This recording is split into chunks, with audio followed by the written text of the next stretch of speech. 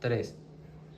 Buenas tardes, mi nombre es Caterine Rodríguez. Antes de iniciar, quiero darle las gracias y la bienvenida al jurado aquí presente, la señora Laura Quiroz y Rafael Guerrero, quienes en la tarde de hoy me acompañan para abordar el tema sobre entrevistas clínicas psicológicas, en el cual está la historia clínica, que es un documento legal donde se registran y se ordenan los datos personales, psicosociales, clínicos, históricos del paciente.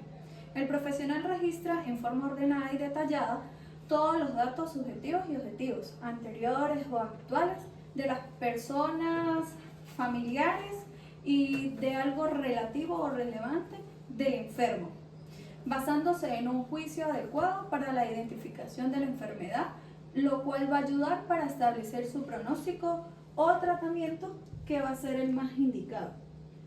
En cuanto a la estructura de la historia clínica, tenemos que primero se inicia con los datos generales, que es la anamnesis. Seguidamente tenemos el motivo de la consulta, que es donde se le va a preguntar al paciente de por qué está asistiendo allí. La historia o la problemática actual, la historia personal, social, familiar, la personalidad básica del paciente. El genograma es donde es la estructura familiar y en donde se encuentra el paciente.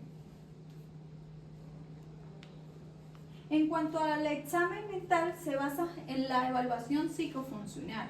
¿Qué incluye esta evaluación? Todo lo que tiene que ver con el área física, la conciencia, la orientación, el senso perceptivo, la actividad, el juicio, la atención, la memoria, el nivel de inteligencia, el pensamiento, el lenguaje, lo afectivo y la conciencia de la enfermedad. Es donde el consciente va a ser consciente de la situación que él está viviendo.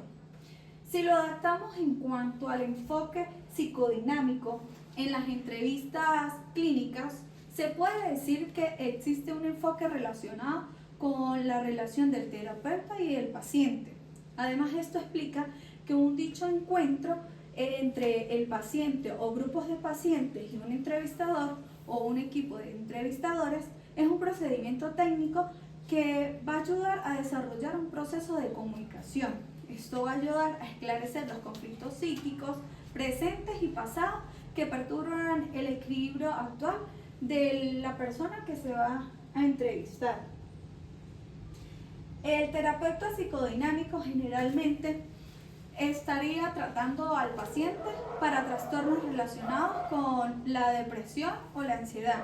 Además de esto va a influir el comportamiento y los sentimientos que se ven poderosamente afectados por un motivos inconscientes. La mente de forma inconsciente comprende los procesos mentales que son indispensables para la conciencia y todo esto va a influir en el juicio, siendo de forma de los sentimientos y el comportamiento.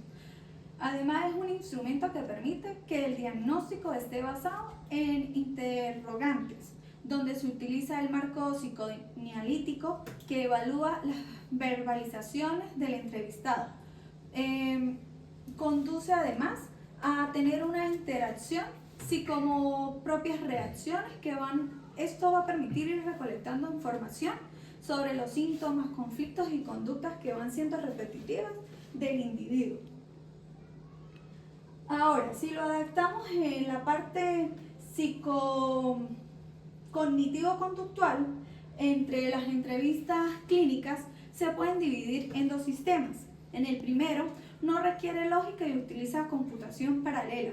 De igual forma, se basa en la interrelación de estímulo y por lo que en general no se puede expresar verbalmente, por inconsciente que sea. Está influido por experiencias y emociones pasadas, que sería el primer sistema. Y como segundo sistema, este se basa en la lógica y requiere un procesamiento que sea más claro, la capacidad de trabajar con elementos abstractos, simbólicos, como el lenguaje y el trabajo de series.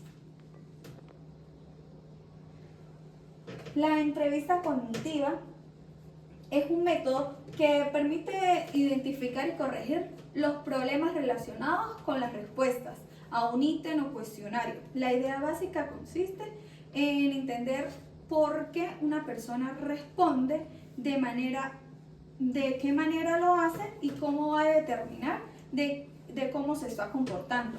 Además, esto proporciona evidencia de validez basadas en el proceso de respuestas. Sin embargo, existen diferencias sobre cómo deben desarrollarse estas entrevistas.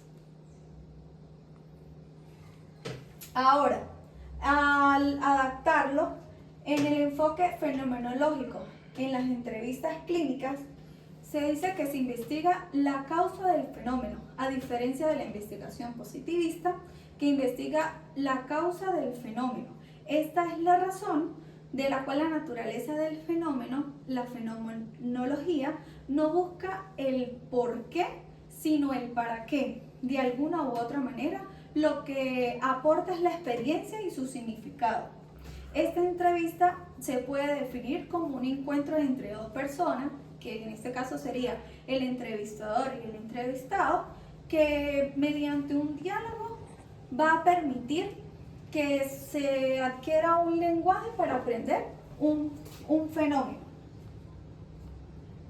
Las características de esta entrevista suele ser que en lo fenomenológico es sin duda alguna que es un diálogo abierto entre dos personas. Además tenemos que el entrevistador es el propio instrumento que está dispuesto a escuchar, captar y vivir con el fenómeno. Y como último tenemos que es un fenómeno que será transmitido a través de los discursos de las personas, es decir, el lenguaje que ellos van a manifestar verbalmente. Como conclusiones tenemos que dentro del ámbito de la psicología, la entrevista clínica es indispensable para la terapia. A través de ella se obtiene información relevante sobre el paciente, conociendo el tipo del caso para posteriormente establecer una terapia o un tratamiento que se deba seguir. Es una herramienta fundamental en la práctica profesional del psicólogo. Es por medio de ella que se puede obtener información más allá de que se puedan proporcionar más herramientas y técnicas, ya que por medio de esto podemos saber si se aplica de manera adecuada y contar con una fuente insumerable de datos conscientes a la situación mental del consultante, así como un desempeño de muchas áreas de la vida cotidiana de cada uno de los individuos. Muchísimas gracias.